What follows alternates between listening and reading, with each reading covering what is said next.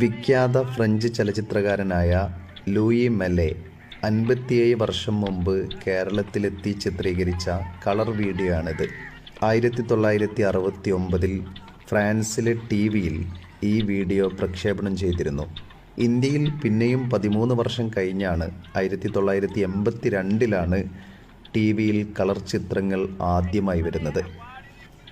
ഇന്ത്യയെപ്പറ്റിയുള്ള 7 ഡോക്യുമെൻറ്റിലെ ഒരു ഭാഗത്താണ് കേരളത്തെ പറ്റിയുള്ള ഈ വീഡിയോ ഉള്ളത്. കേരളത്തിൽ നിന്നുള്ള ഒട്ടേറെ ദൃശ്യങ്ങൾ ഈ വീഡിയോയിൽ നമുക്ക് കാണാൻ സാധിക്കും. കേരളത്തിലെ മത്സ്യത്തൊഴിലാളികളുടെ ജീവിതം, കയർ തൊഴിലാളികളുടെ തൊഴിൽ രംഗം, കർഷകരുടെ കൃഷിരീതി, തോട്ടം തൊഴിലാളികളുടെ തൊഴിൽ രീതി, കർഷക റാലി തുടങ്ങിയവ വീഡിയോയിൽ നമുക്ക് കാണാം. കേരളത്തിൽ അന്ന് EMSൻ്റെ നേതൃത്വത്തിലുള്ള കൂട്ടുകക്ഷി മന്ത്രിസഭയാണ് ഉണ്ടായിരുന്നത്. കേരളത്തിൻ്റെ മുഖ്യമന്ത്രി EMS മന്ത്രിമാരായ ഗൗരിയമ്മ, CH മുഹമ്മദ് കോയ എന്നിവരുടെ അഭിമുഖങ്ങളും വീഡിയോയിലുണ്ട്. വലിയ കമ്മ്യൂണിസ്റ്റ് നേതാവായ AKGയുമായിട്ടുള്ള അഭിമുഖവും വീഡിയോയിലുണ്ട്. AKGയുടെ ഏക കളർ വീഡിയോയും ഇതാണ്. ലൂയി മെലെയുടെ ശബ്ദത്തിൽ ഫ്രഞ്ച് ഭാഷയിലുള്ള വിവരണമാണ് വീഡിയോയിലുള്ളത്. Les chalutiers ramènent en particulier des crevettes de bonne qualité qui sont traitées dans cette petite usine. L'œuvre est exclusivement féminine. Avec la surpopulation et le chômage qui sévissent ici, rien n'est mécanisé. Presque tous les chrétiens de l'Inde sont concentrés au Kerala. Ils représentent près du quart de la population de l'État. Cette communauté serait très ancienne, puisqu'elle prétend remonter à saint Thomas l'apôtre, venu ici d'après la tradition convertir les Indiens.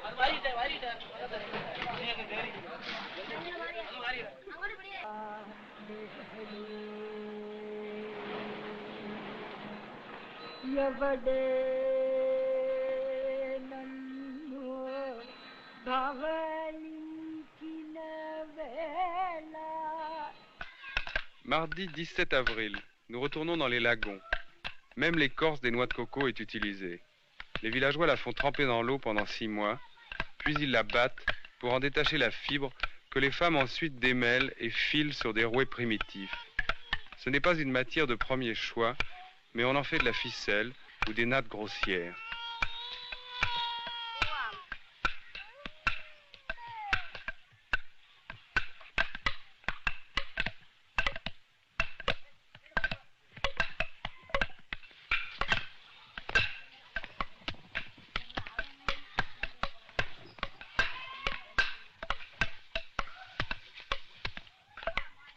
Pour tirer parti de cette industrie archaïque, qui est une de leurs principales ressources, certains villages se sont groupés en communautés de production, embryon d'un système collectiviste. Ce paradis tropical est aussi un enfer.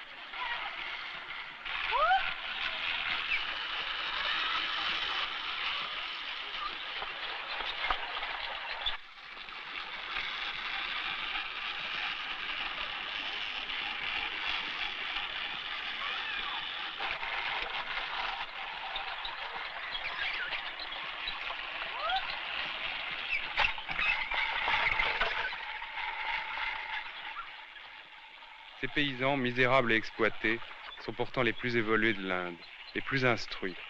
Le taux d'alphabétisation du Kerala est le plus élevé du pays. Il n'est donc pas surprenant qu'ils soient aussi les plus politisés. C'est ici et au Bengale que se trouvent les partis communistes les plus importants de l'Inde. Le Premier ministre du Kerala est communiste. Je me suis posé beaucoup de questions sur les communistes indiens. Tout au long du voyage, j'ai interrogé des dirigeants sur leur force réelle dans le pays, leur tactique, leur division en deux grands partis rivaux, qu'on appelle bizarrement ici communistes de gauche et Dimanche 15 avril, grande manifestation communiste à Trivandrum, capitale du Kerala.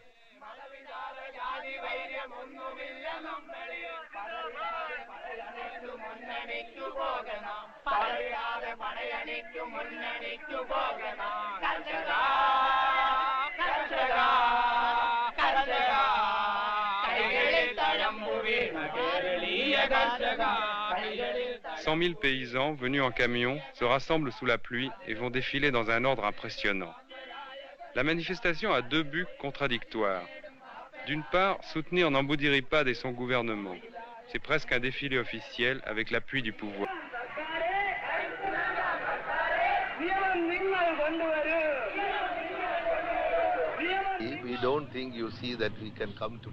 Je ne crois pas que nous arriverons à nos fins dans le cadre de la démocratie parlementaire.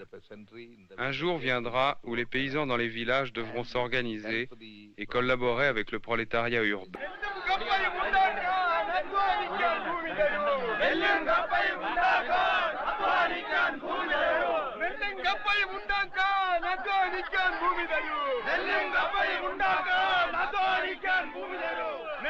Qui ont provoqué cette scission. Certains d'entre nous voulaient collaborer avec le parti du Congrès, le parti qui est actuellement au pouvoir à Delhi. Nous avons rompu avec eux. Madame Gauri Thomas, ministre de l'Alimentation du Kerala, est un exemple pittoresque de... Mohamed Koyas illustre le paradoxe de ce gouvernement de coalition.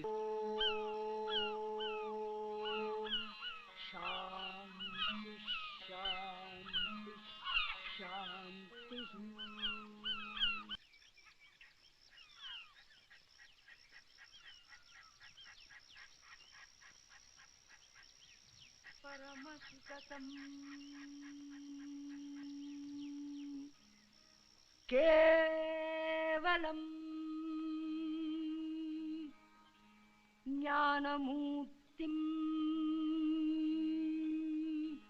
Dvandvatitam Gagana Shadrusham Tattvamasyadirachyam Yekam Vimalamachalam Sarvadhi. Il s'agit d'en faire partie, de s'y intégrer. Qui nous battons avec le temps dans une course absurde au bien-être matériel et qui ne sommes égaux finalement qu'en solitude. Machine à coudre sur une route déserte. Nila Mega Shamugo.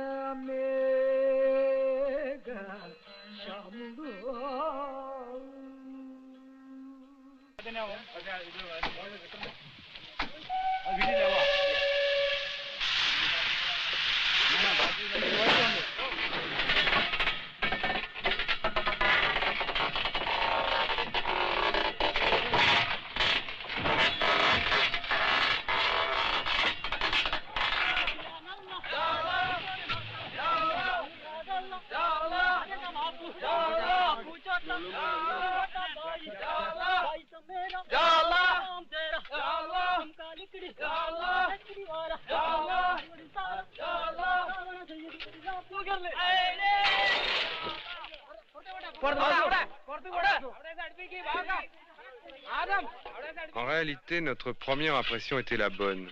Les chemins de fer indiens sont un vestige du passé colonial, Kipling et l'Angleterre victorienne. Mercredi 11 avril. Ici encore, nous retrouvons le fantôme de l'Angleterre coloniale. Ces jeunes filles travaillent dans une plantation de thé, à 1000 mètres d'altitude dans les montagnes du Kerala, compagnie anglaise qui l'exploite selon les plus strictes méthodes capitalistes. Les ouvrières sont attachées au domaine, nourries et logées sur place. La cueillette a lieu toute l'année, au fur et à mesure que les feuilles repoussent. Le travail est planifié, le rendement est excellent.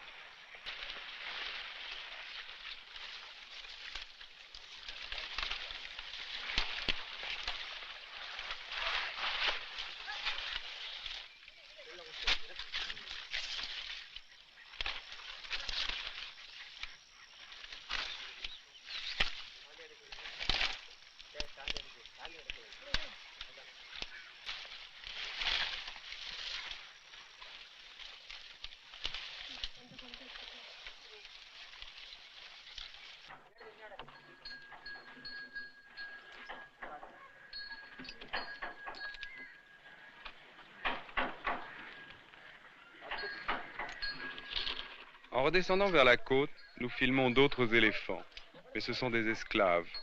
Ils travaillent dans un dépôt de bois attenant à une scierie. Intelligents et dociles, très puissants, ils coûtent moins cher qu'un bulldozer ou un tracteur.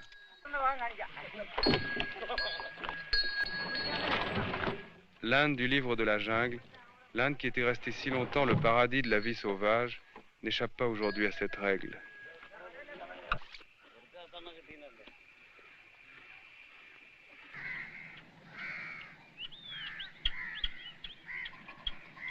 Lundi 16 avril, près de la ville de Cochin, le long de la mer, nous découvrons un admirable paysage de lagons et de canaux. L'eau, les cocotiers, une infinité d'îles forment une nature mouvante où la terre et la mer se mélangent. Un rêve touristique garanti, encore intact pour le moment, mais qui ne tardera sûrement pas à être exploité.